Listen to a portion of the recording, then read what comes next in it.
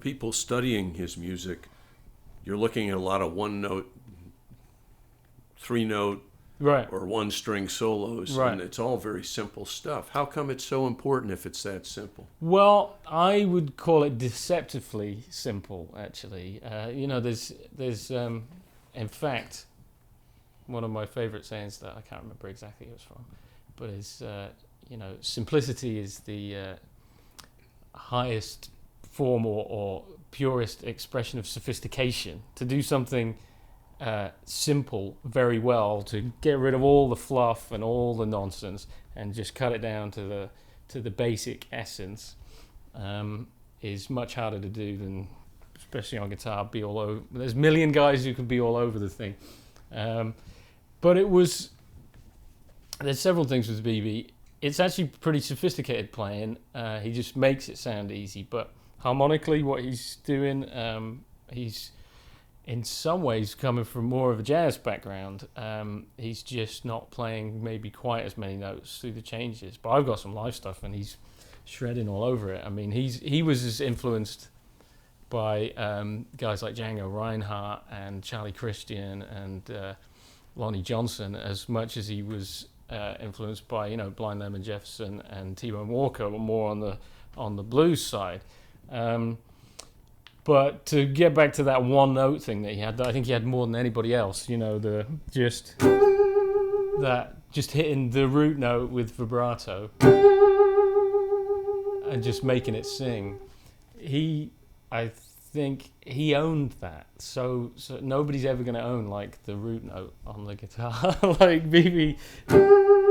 And if you put it in context of where that came from, I've looked and I've listened and I've been back through all the players, and there's a major shift when BB comes along in how the guitar sounds. And so there were guys playing like Charlie Christian or Django playing sophisticated, complicated guitar in a jazz context. They hadn't been doing that for long. The guitar had been really a backing instrument, percussive part of the rhythm section, really more than the lead instrument. It was horns that were soloing.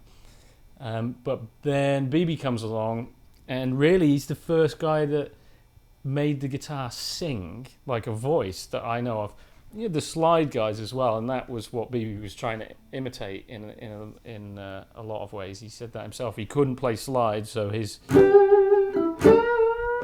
like yearning kind of sound is stemming from him trying to imitate slide. But before BB, you've got like T-Bone playing single string stuff, but simple and kind of still rhythmic. BB comes along and it's like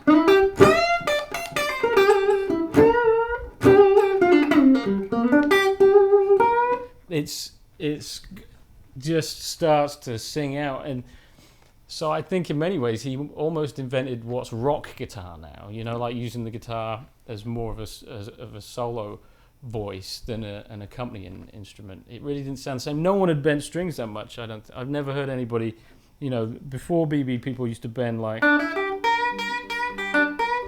little quarter note bend, and then BB comes along and starts